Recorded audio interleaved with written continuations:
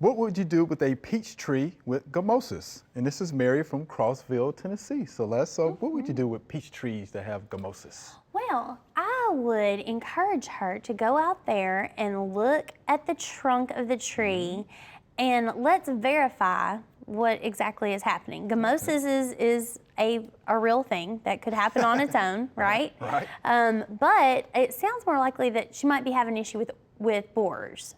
And when they bore, then sometimes we will have oozing of, that gummy substance. And so it can look like gummosis, but maybe that's a secondary right issue. And maybe the root cause is peach tree borers. Because it's peach trees, right? Right, it's peach so, trees. There you go. Yeah, I think that would be a very likely cause.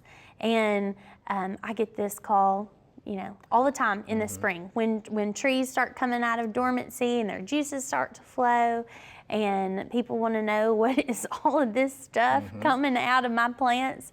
It can be kind of a horror movie looking, kind of scenario. But definitely go out there and look, because, treatment for those is going to be different. If it's borers, then we need to look at what we can do to control the borers.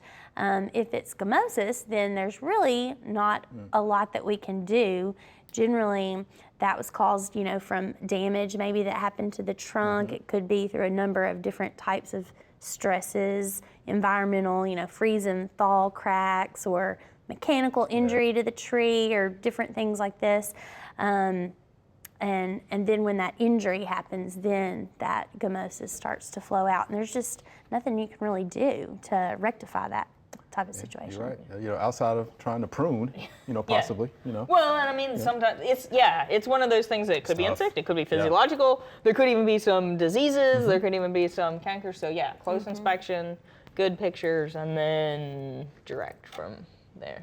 And I see it I see it most often on the trunks of trees. And at that point, can't prune your trunk off. You can't prune your trunk. You can do a prune, but it'll be right. one cut. It'd be one cut. Yeah, one cut. But yeah, if it's in upper, limbs, branches, and things like that, pruning.